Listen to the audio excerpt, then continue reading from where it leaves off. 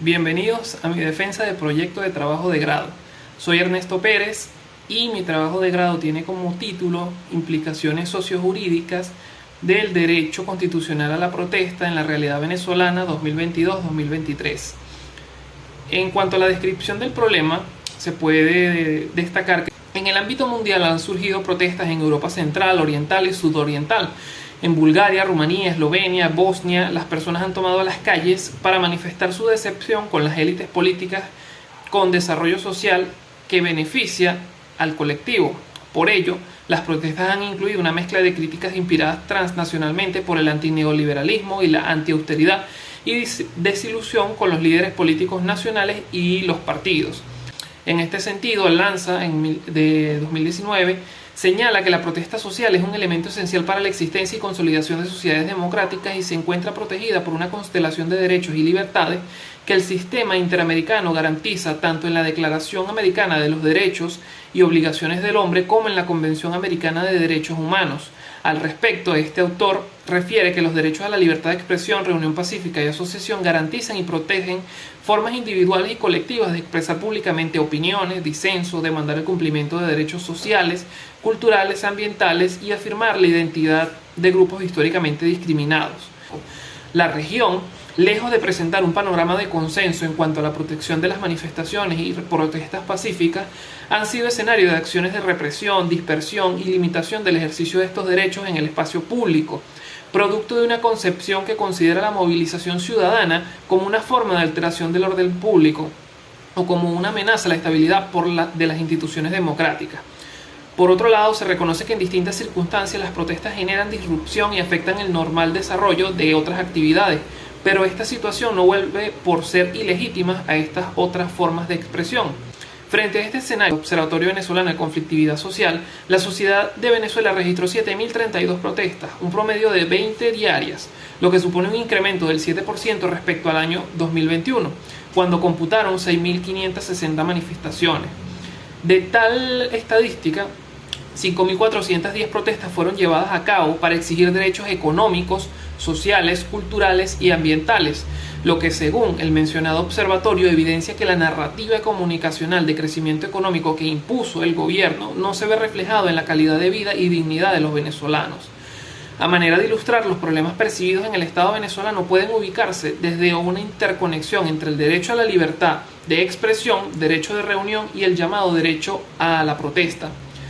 Es importante mencionar que la Constitución de la República Bolivariana de Venezuela, que el artículo 68 de manera específica, establece que los ciudadanos y las ciudadanas tienen derecho a manifestar pacíficamente y sin armas, sin otros requisitos establecidos en la ley. Atendiendo con lo expresado, puede decirse entonces que en esta norma constitucional se observa la presencia de un derecho consagrado que tiene cada persona para manifestar pacíficamente y sin armas sobre la base de las ideas expuestas. El derecho involucrado sobre la libertad de expresión, derecho de reunión y libertad de asociación permite identificar elementos para evaluar las restricciones respecto a manifestaciones y protestas pacíficas como escenario de confrontación social desde las perspectivas de los derechos humanos, donde toda limitación debe estar prevista en la ley. De allí surge en la investigación sobre las implicaciones sociojurídicas del derecho constitucional a la protesta en la realidad venezolana las siguientes interrogantes. En función de estas preguntas se plantean los siguientes objetivos. Ahora bien, en cuanto a la justificación, dentro de este contexto, desde el punto de vista social, permitirá estudiar el cambio en la posición relativa de los actores, ya sea por deslegitimación institucional o por fracturas producto de cambios propiciados por las élites, quienes pueden resistirse y divergir respecto a la orientación de la sociedad, pero que mediante la protesta pacífica como alternativa. A nivel práctico se reflexiona al pretender ubicarse desde una interconexión entre el derecho a la libertad de expresión, reunión y el llamado derecho a la protesta pacífica que incidan en las relaciones sociales, intereses de grupos, sectores poblacionales para minimizar el costo social de las medidas. Por otra parte, desde el punto de vista político, juega un papel central en la defensa de la democracia y derechos humanos,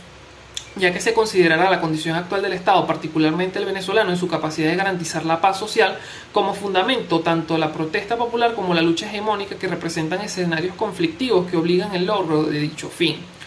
Asimismo, el estudio se justifica desde el punto de vista legal por identificar normativas que fundamentan los procesos reglamentarios del derecho constitucional a la protesta pacífica en la realidad venezolana. Por otra parte, la investigación a partir del ámbito jurídico suscribirá a este como alternativa de solución a la problemática sobre derecho a la libertad de expresión, reunión pacífica y asociación que garantizan, protegen formas individuales y colectivas de expresar públicamente opiniones, disenso, demandar el cumplimiento de derechos sociales, culturales y ambientales. La orientación de la investigación. Los contextos teóricos desarrollados en la investigación se encuentran en el marco de la obtención del conocimiento a través del análisis de documentos que contienen datos recolectados y analizados con anterioridad. Se encamina hacia la búsqueda de la interpretación de la información. Es necesario mencionar que para sustentar el estudio se seleccionan documentos o fuentes que pueden ser consultadas para realizar una investigación documental. En relación a la naturaleza de la investigación, para el autor la investigación documental es un proceso de búsqueda que se realiza en fuentes con el objeto de recoger información, organizarla, describirla e interpretarla de acuerdo con procedimientos que garanticen confiabilidad y objetividad en la presentación de sus resultados, respondiendo a determinadas interrogantes o proporcionando información sobre cualquier hecho de la realidad. Cabe destacar que la investigación que se presenta es de naturaleza documental, el cual tiene como fin el estudio de problemas con el propósito de ampliar y profundizar el conocimiento de su naturaleza con apoyo en trabajos previos, información y datos divulgados por medios impresos, audiovisuales o electrónicos. En relación a las técnicas de recolección de la información en este estudio, como medio para recolectar la información será la observación, el análisis del marco jurídico, doctrina, estudios documentales, caracterizados por el hecho que las fuentes secundarias son la base de la investigación. En este sentido, la lectura exploratoria consiste en leer un texto rápidamente buscando las ideas e información que en un momento es de interés. La lectura analítica es una lectura activa que implica comprender lo que un autor está expresando, y este tipo de lectura busca orientar lo planteado por el autor y sacar conclusiones. El subrayado permite resaltar las partes del documento que son de interés y se vincularán a la indagación propuesta, lo que apoyará incluso a las ideas del autor y se transcribirá en el documento final que se producirá. La observación documental, porque el proceso de documentación se debe llevar a cabo al iniciar una investigación en cualquier área del conocimiento. En estos casos se puede decir que el registro constituye una fase de la investigación. Por ello, el estudio se desarrollará a partir de la lectura general del material bibliográfico preseleccionado. En relación a las fichas bibliográficas, Ibáñez en el año 2000 estableció que juegan un papel importante en el proceso para garantizar la veracidad del estudio. En este sentido, se debe organizar una indagación que permite ubicar el problema que se propone estudiar y plantear en la investigación. Por su parte, las técnicas electrónicas, según Bavaresco 2008, los investigadores acceden cada vez con mayor frecuencia a las fuentes de medios electrónicos por la abundancia de estos en el ámbito educativo. Por su parte, las citas de referencia consisten en escribir exactamente dónde se encontrará la información del tema, incluyendo el título, autor, editorial, fecha y lugar de publicación, el tipo de fuente y el número de la página. En cuanto a las citas textuales, permiten identificar las ideas principales de los diferentes autores y efectuar las anotaciones de las diferentes fuentes consultadas.